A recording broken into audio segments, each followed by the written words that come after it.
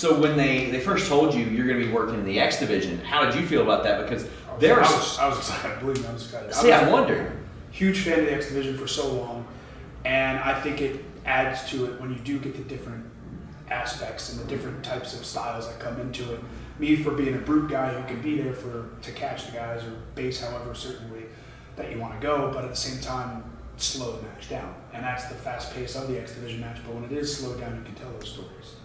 So, I mean, I think we're close to the same age. Were you, like, taking in the X division, like in the P.D. Williams, AJ Styles, Chris Sabin, Sanjay Dutt era? That was kind of my introduction to Impact, well, TNA at the time. Yeah. But that was my introduction because I was kind of falling out of wrestling a little bit, was watching still a little bit of WWE at the time, 04, 05, and then TNA was kind of like that ECW moment. It was like, oh, wow, what is this?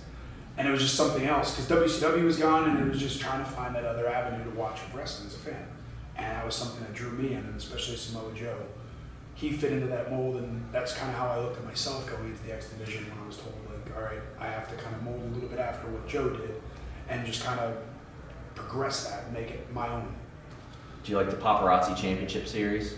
Kevin Nash stuff? Yeah. That was my shit right there. I love that. I loved that.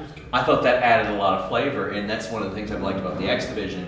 They always say it's about no limits. And I thought putting you in there was great because people don't immediately think, okay, here's a Tope Con Hero from Steve Maclin. There's a 450 from Steve Maclin. I keep saying it was like if Rhino was in his prime, and they're like X division, and it's like 100 miles an hour that makes sense.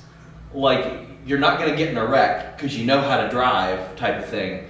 And every time I watched that, I was like, oh my God, this works so well. The styles clash, but the pace is so perfect that it makes sense. Mm-hmm. Like, it's like you altered your pace because you knew what your opponent's pace was going to be. You had to match, you had to drop that down. What type of psychology adjustments did you have to make going to that from the pace that you worked in WWE?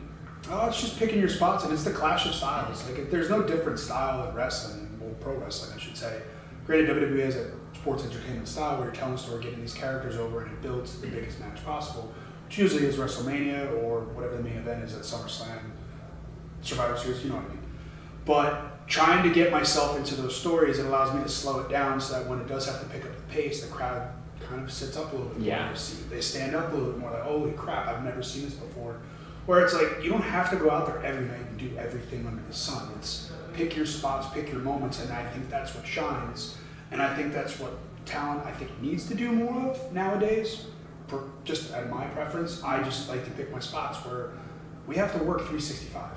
You're not going to do 450s off the top rope every night. It's going to eventually catch up to you. So it's just finding those little things there that fit. And that was the one thing that I thought I could bring to the mold of just fitting in that way.